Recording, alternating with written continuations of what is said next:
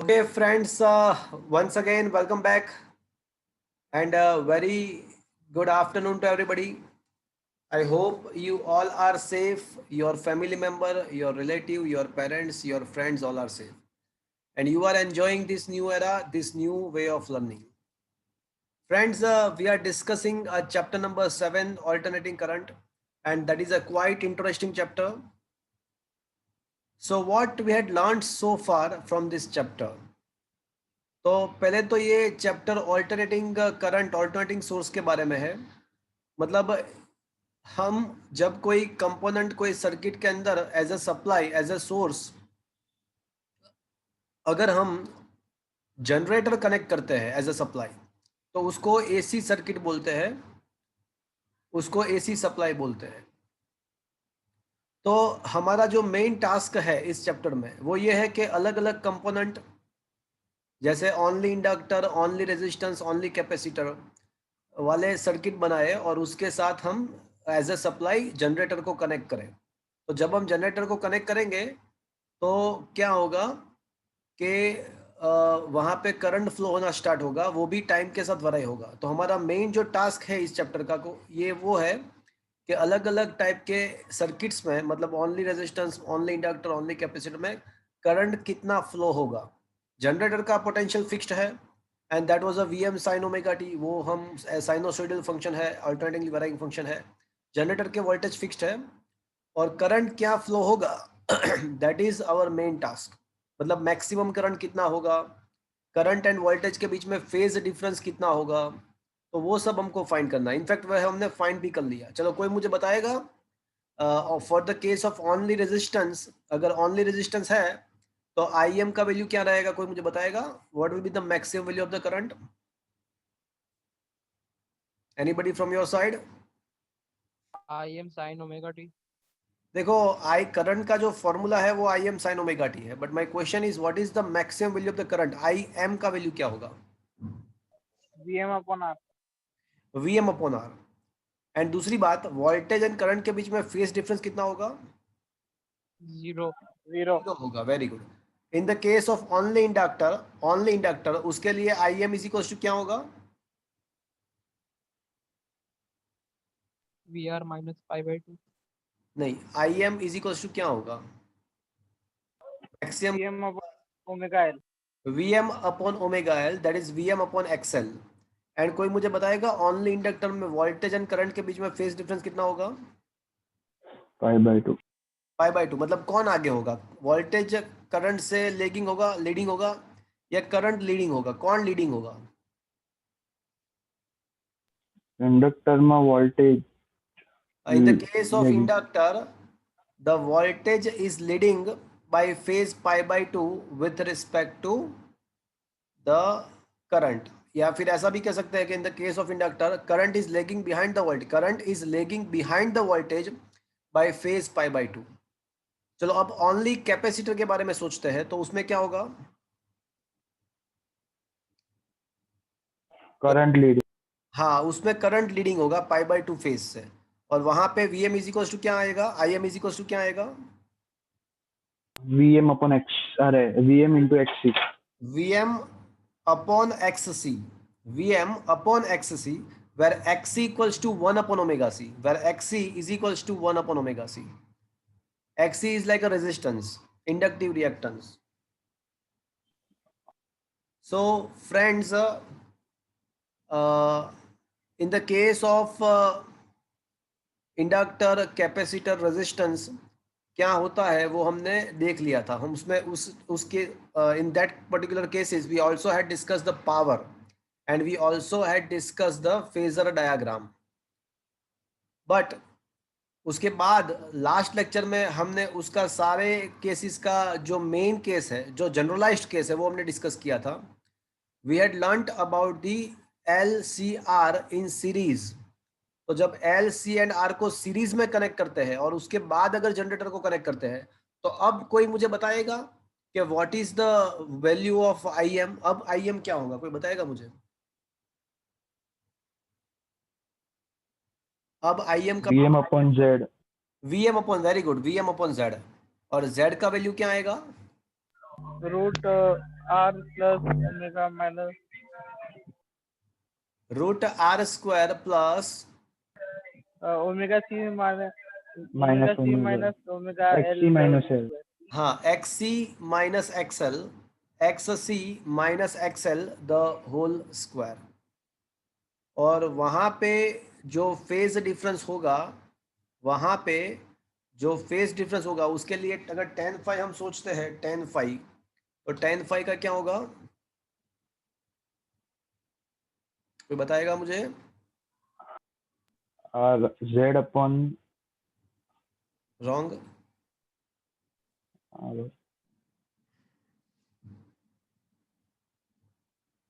r upon xc minus xl.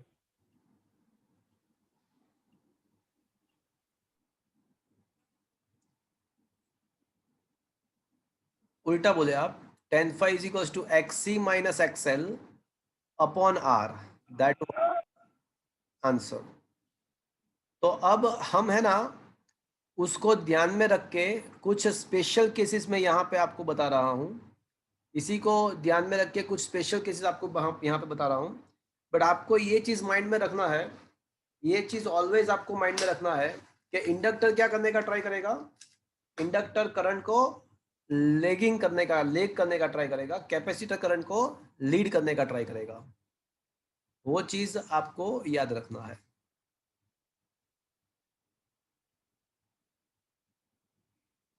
Okay, तो अभी जो हम बात कर रहे हैं that is of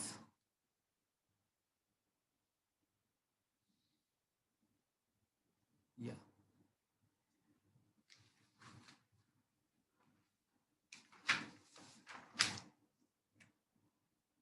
okay okay, so we are discussing the case. Okay, for R, L and C series AC circuit, what we had learnt that the formula of a voltage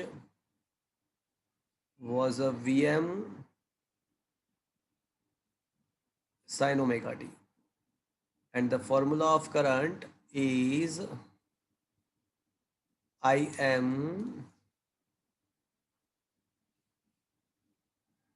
sin omega t plus phi,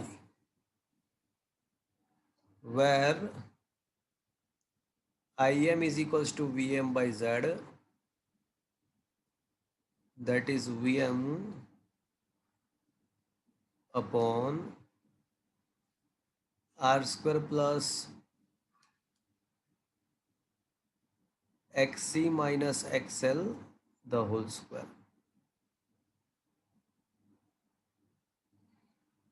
and अगर आपको phase difference find करना है तो वो हमने discuss किया था xc minus XL by R, ये आपको मिलेगा। अब हम इसके स्पेशल केसेस डिस्कस करेंगे। ये जो है ना वो जनरलाइज्ड केस है, तो आज अभी जो टेक्स्ट बुक में नहीं दिया है, अभी मैं जो करा रहा हूँ वो टेक्स्ट बुक में आपको नहीं दिया हुआ है, बट वो आपके लिए बहुत ज़रूरी है, बहुत सारे न्यूमेरिकल्स के अंदर ये काम आएगा। तो ये जो है ना वो मेन जनरलाइज्ड फार्मूला है। अब उसके हम स्पेशल केसेस डिस्कस करेंगे। Case number 1,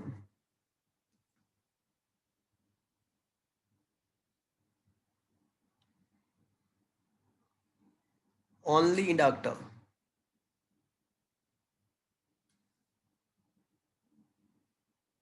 only resistance. तो फ्रेंड्स मुझे ये बताओ कि if you are dealing with the only resistance, then what will be the Z, what will be your Z? Just put the value of the XC and XL 0, because only resistance का मतलब हुआ XC and XL वहाँ पे नहीं होंगे, तो Z is equal to क्या हो जाएगा भैया? Z का जो फॉर्मूला है ना वहाँ पे XC and XL को 0 कर दो, R हो जाएगा, Z क्या आ जाएगा भैया? R R हो जाएगा। And because of that I can say that I M is equals to V M by Z के बदले आर आ गया। वैसे वो रेजिस्टेंस वाले केस में हमने ये किया ही था, ये हमको पता ही था, बट हम उसको क्रॉस वेरीफाई कर रहे हैं कि क्या वो वहाँ पे जो हमने पढ़ा था वो यहाँ पे इसके साथ कंपेटिबल है कि नहीं है, वो हम इसके यहाँ पे क्रॉस वेरिफिकेशन हम उसको कर रहे हैं, तो बराबर मिला। और दूसरी बात मुझे ये बताओ कि अगर ओनली रेजिस्टेंस है, अगर ओनली रेजिस्टेंस है तो वहाँ पे इंडक्टिव रिएक्टेंस कैपेसिटिव रिएक्टेंस नहीं होगा, तो एक्स एंड एक्सएल जीरो हो जाएगा। तो अब ये tan phi के बारे में सोचो, क्या होगा tan phi, क्या होगा? वन अपॉन एक्सएल, अरे जीरो, अरे एक्सएल एंड एक्सी को जीरो करो, zero zero zero zero zero zero, तो फिर फाई क्या होगा? फाई के कौन से वैल्यू के लिए आंसर जीरो आता है? तो बोले जीरो के लिए ही जीरो आता है। Five by zero pi by two तो अनडिफाइंड हो जाएगा ना, तो tan phi is equal to sine phi upon cos phi, तो फाई के कौन से वैल्यू के लिए आंसर जीरो आएगा? तो जीरो के लिए ही जीरो आएगा। मतलब ऐसा हुआ कि V and I are in phase, in phase का मतलब ऐसा हुआ कि फेज डिफरेंस जीरो रहेगा। So that's is your first case. अब केस नंबर 2, चलो अगर हम ओनली कैपेस इंडक्टर की बात करते हैं, considering only inductor,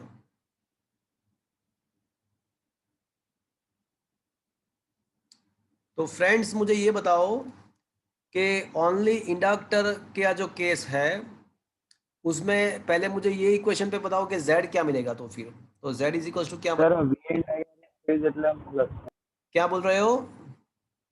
sir V and I are in phase લખીને પાછું કોના નેટવર્ક પ્રોબ્લેમ हाँ, V and I are in same phase, same phase का मतलब फेज डिफरेंस जीरो है, तो फेज डिफरेंस जीरो तो सेम फेज हो गया ना। Same phase to phase difference zero मतलब same phase, in phase, in phase का मतलब सेम फेज, उसका फेज सेम ही है। Is it okay? Yes sir अच्छा चलो, ओनली इंडक्टर के बारे में सोचो। Z का जो फॉर्मूला है, Z का जो फॉर्मूला है वहां पे R को जीरो कर दो, एक्स सी को जीरो कर दो, तो क्या बचेगा?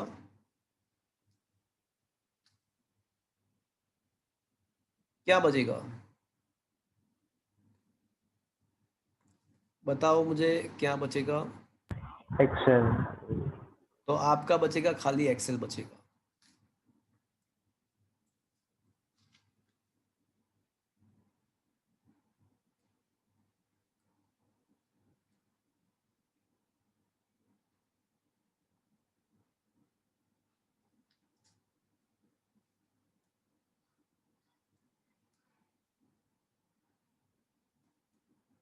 Okay, so it will be a XL only. तो अब मुझे बताओ कि I M is equal to क्या बचेगा?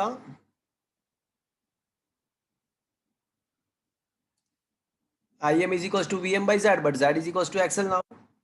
तो वापस से क्रॉस वेरीफाई हो गया, वापस से क्रॉस वेरीफाई हो गया। वहां पे भी याद करो, ओनली इंडक्टर वाले केस में हमने प्रूव किया था कि I M is equal to V M by X L ही है, तो यहाँ पे भी वो वापस से प्रूव हो रहा है, मतलब कंपेटेबल है। अब मुझे ये बताओ tan phi का वैल्यू क्या होगा? अब आपको r को जीरो करना है। अनडिफाइंड टू हाँ, तो वो इनफाइनाइट, डिनोमिनेटर में जीरो मतलब tends to infinite, tends to infinite. But मुझे ये बताओ कि टेंस टू पॉजिटिव इनफाइनाइट या नेगेटिव इनफाइनाइट? देखो x ही तो जीरो है, तो ऊपर कुछ माइनस बचेगा, नेगेटिव तो टेंस टू माइनस इनफाइनाइट। तो मुझे ये बताओ कि कौन से एंगल के लिए फाई का वैल्यू, tan phi का वैल्यू इनफाइनाइट होता है? तो बोले पाई बाई टू के लिए पाई बाई टू यहाँ पे क्या लिखना चाहिए more precisely? Minus pi by to लिखना पड़ेगा। क्या ये बात आपको समझ में आया? बिकॉज देखो न्यूमरेटर में क्या है कि एक्स सी माइनस एक्सएल है, तो एक्स सी तो मैंने जीरो कर दिया, तो माइनस एक्सएल बचेगा, तो माइनस एक्सएल अपॉन जीरो, तो नेगेटिव साइड वो टेंस टू इनफाइनाइट होगा, तो नेगेटिव टेंस टू इनफाइनाइट का मतलब एंगल भी नेगेटिव आएगा, माइनस पाई बाई टू। ये नेगेटिव आया, इसका मतलब क्या हुआ? नेगेटिव आएगा, उसका मतलब क्या होगा? फेज क्या होगा? करंट लैगिंग છે हाँ, the current is lagging by phase pi by 2 with respect to the voltage. चलो, क्या ये बात आपको समझ में आया भैया? Is it okay? Yes. Now case number 3।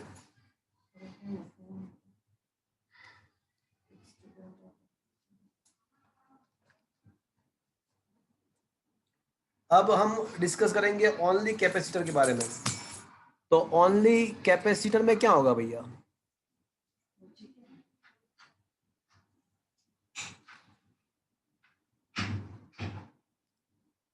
बोलो, कोई मुझे बताएगा? जेड के बारे में सोचो, जेड इज इक्वल टू क्या होगा ओनली कैपेसिटर के बारे में? X. देखो, रूट है और स्क्वायर है तो वापस से वही हो जाएगा, मतलब एक्स ही हो जाएगा। दैट इज एक्चुअली 1/ओमेगा c।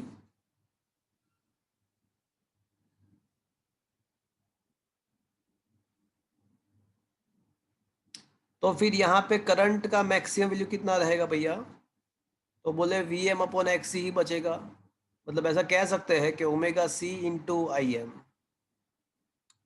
अब tan phi टेंस टू क्या आएगा, मुझे ये बताओ। अब tan phi टेंस टू क्या आएगा? Positive infinity. हाँ, वो आ जाएगा प्लस तरफ इनफाइनाइट आएगा। तो इसका मतलब क्या एंगल क्या मिलेगा आपको? Plus pi by 2. एंगल आपका हो जाएगा प्लस पाई बाई 2। तो इसका मतलब ऐसा हुआ कि जो करंट का फॉर्मूला है, तो यहाँ पे जो करंट का ऊपर देखो, तो ऊपर जो करंट का फॉर्मूला होगा वो ये होगा कि Im sign omega T minus pi by 2 होगा। तो यहाँ पे करंट का फॉर्मूला क्या बचेगा भैया? Im sign omega T plus pi by 2। तो इसका मतलब कोई मुझे बताएगा what is the meaning of it? Current leading. Exactly.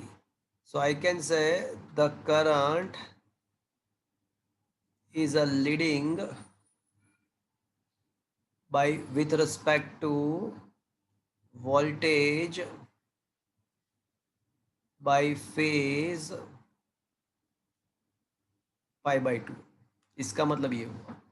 चलो, अब केस नंबर 3। ये तीनों केस तो हमने ऑलरेडी डिस्कस किया था और इसका जस्ट हमने ये क्रॉस वेरिफिकेशन किया। हमने इसको जस्ट क्रॉस वेरीफाई किया है। बट अब हम कुछ नए केसेस डिस्कस कर रहे हैं। Case number 3।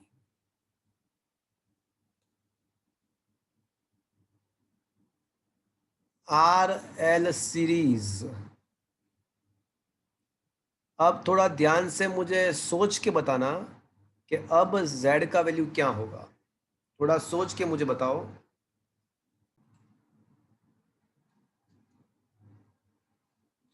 बोलो, कौन सा वाला सर्किट है ये? RL series. RL series circuit है।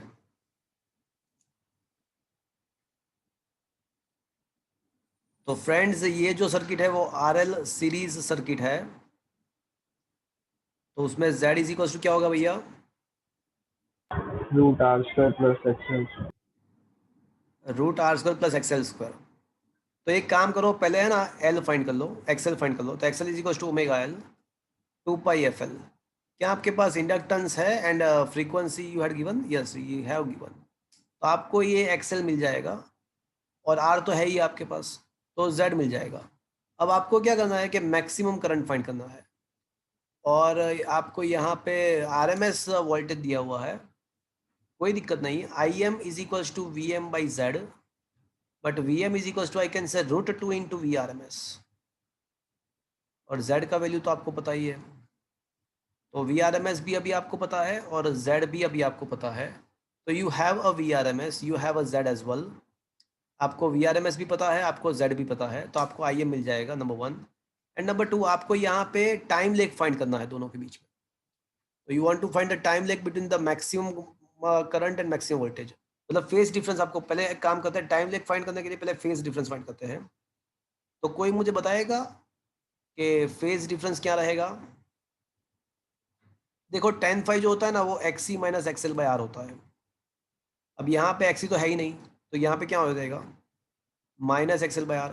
अब ये नेगेटिव साइन को निकाल दो थोड़ी देर के लिए, नेगेटिव साइन को निकाल दो, बिकॉज नेगेटिव साइन तो ये शो कर रहा है कि आपका जो करंट है ना वो लेगिंग है, आपका करंट लेगिंग है, वो शो कर रहा है। तो आप क्या करोगे, tan phi is equal to पहले ओमेगा L by R कर दोगे, उसका कुछ ना कुछ आंसर आएगा, और वो आंसर के बेस पे आप 5 फाइंड कर दो, या फिर सब जगह पे नेगेटिव नेगेटिव नेगेटिव रखो और फाई का वैल्यू भी नेगेटिव रखो। सपोज के फाई आपका आ रहा है -53, तो बोलना है कि आपको this negative sign is indicating that our current is lagging behind the voltage by phase 53 degree. Is it okay? मतलब पता नहीं मुझे क्या आ रहा है, तो मैं तुम्हें बोल रहा हूँ कि कुछ आएगा। तो ये मुझे क्या मिला, देखो मैं बताऊँ आपको एग्जैक्ट क्या आ रहा है। तो उसमें एग्जैक्ट जो आ रहा है ना, वो आपका आंसर आ रहा है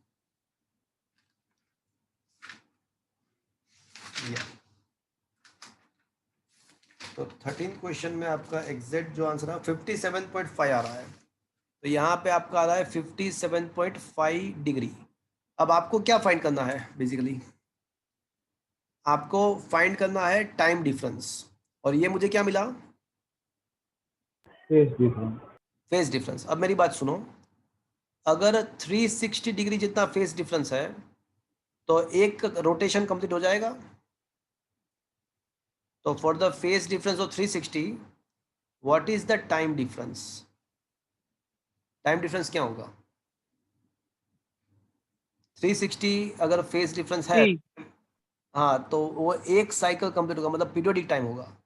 तो 360 के लिए कैपिटल टी, तो 57.5 डिग्री के लिए आपका टाइम डिफरेंस कितना होगा? तो time difference equals to 57.5 into capital T upon 360। अब कैपिटल टी तो टाइम पीरियड है, तो उसको मैं फ्रीक्वेंसी में कन्वर्ट कर सकता हूँ 1/f। तो ये वहाँ पे जो बुक में जो मेथड दिया है ना, वो इससे ज़्यादा ये इजी रहेगा आपको, ये ज़्यादा बहुत इजी रहेगा। अब जस्ट आपको फ्रीक्वेंसी से डिवाइड करना है इसको, तो आपको टाइम डिफरेंस मिल जाएगा। सो ये बहुत ही अच्छा क्वेश्चन है, बिकॉज यहाँ पे आपको टाइम डिफरेंस निकालना है, वो पहली बार हमने देखा। और यहाँ पे करंट जो है ना वो लेगिंग होगा, बिकॉज ये इंडक्टिव सर्किट है। तो current will leg behind the voltage by this much time difference and this much phase difference. तो क्या फ्रेंड्स ये क्वेश्चन आपको समझ में आया?